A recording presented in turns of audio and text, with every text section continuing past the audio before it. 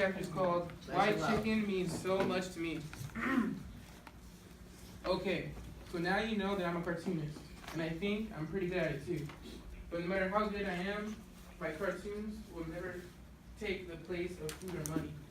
I wish I could draw a peanut butter and jelly sandwich or a fistful of $20 bills and perform some magic trick and make it real.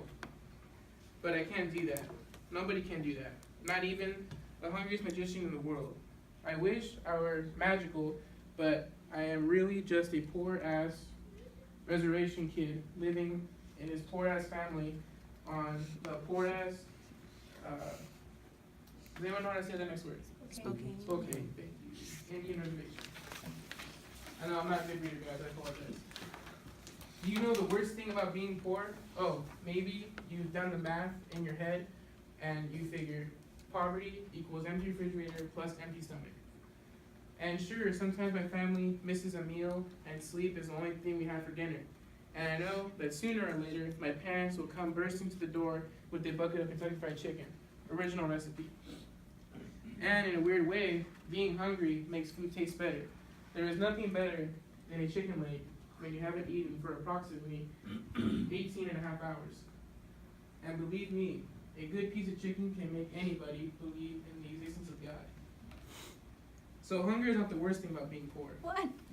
And now I'm sure you're asking, okay, Mr. Hunger Artist, Mr. Mouthful of Words, Mr. Woe is Me, Mr. Secret Recipe, what is the worst thing about being poor? So, okay, I tell you the worst thing, last week my best friend Oscar got really sick. At first I thought he just had heat exhaustion or something. I mean, it was a crazy hot day. Crazy hot July day, 102 degrees with 90% humidity.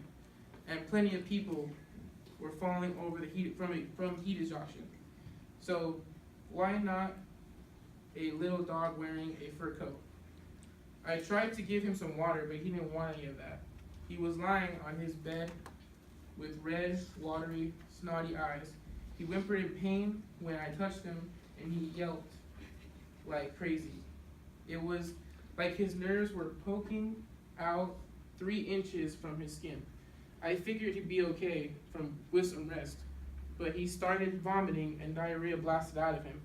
And he had these seizures where his little legs just kicked and kicked and kicked. And sure, Oscar was only in the top ditch straight mud, but he was the only living thing that I could depend on. He was more dependable than my parents, grandmother, aunts, and uncles, cousins, and big sister. He taught me more than any other teachers ever did. He taught me more than any other teachers ever did. Honestly, Oscar was a better person than any human I had ever known. Mom, I said, we have to take Oscar to the vet. He'll be all right, he said. But she was lying. Her eyes always got darker in the middle when she lied. She was a Spokane Indian and a bad liar. Which didn't make any sense. We Indians should really be better liars, considering how often we've been lied to. He's really sick, Mom, I said. He's gonna die if we don't take him to the doctor.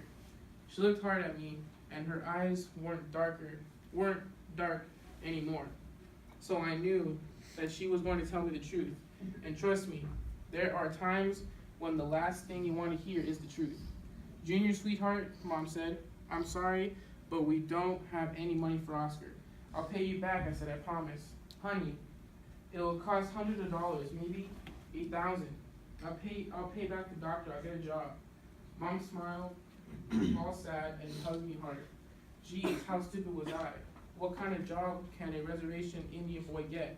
I was too young to deal blackjack at the casino. There were only about 15 green grass lawns on the reservation, and none of them were their owners outsourced by mowing jobs. And the only paper route was owned by a tribal elder named Wally. And he had to deliver only 15 papers